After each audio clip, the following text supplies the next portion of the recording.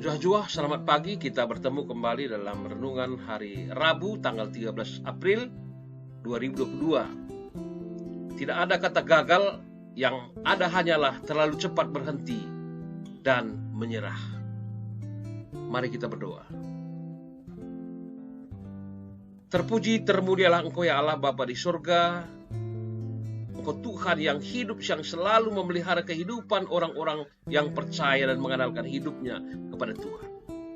Sertai dan pimpin kami ya Bapa, agar menjalani hidup kami juga hari ini, nama Tuhan tetap dipermuliakan. Di dalam nama Tuhan Yesus kami berdoa. Amin.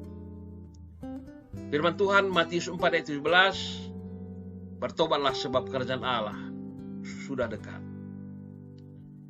Saudaraku, dalam nama Tuhan, dalam buku yang berjudul Rumors, Philip Yancey menceritakan kisah pembalasan dendam dengan kasih Kristus.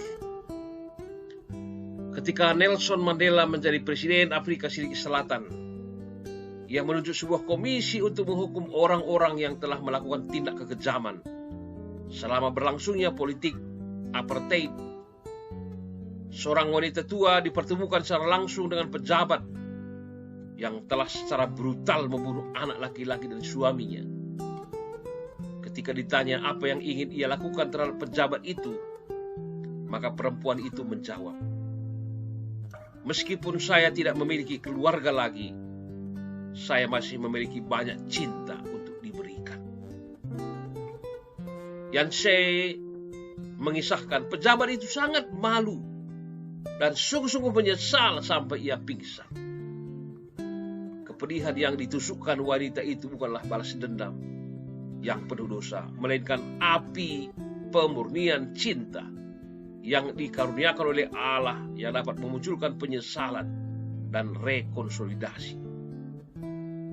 Yesus mengajak kita untuk terus bertobat dengan cara hidup yang bertanggung jawab dan mau mengakui bahwa setiap tindakan yang sesuai dengan kehendaknya tidak akan menimbulkan dosa.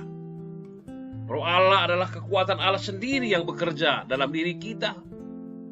Maka tentunya kita akan siap mewartakan kerajaan Allah, yakni pembaharuan hidup dalam kemuliaannya. Maka sebagai pengikut Kristus yang setia, bertobatlah sebab melaluinya kelak kita dapat masuk ke dalam kerajaan Allah.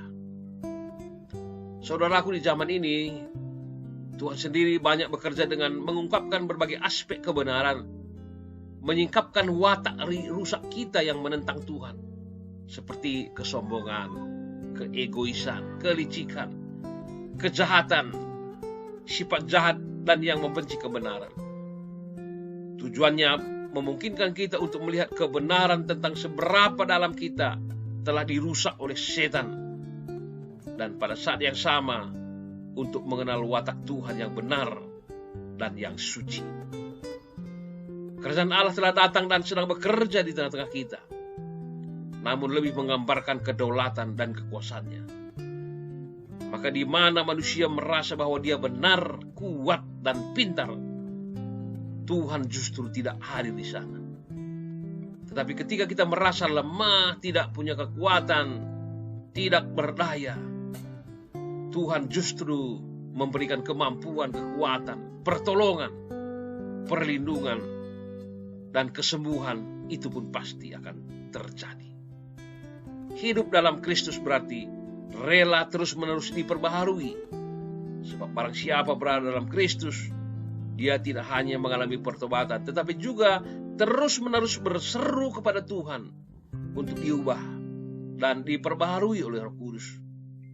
Jadi doa kita setiap hari adalah, Tuhan, bersihkanlah diriku dari setiap noda dosa. Jadikan aku anak yang berkenan kepadamu.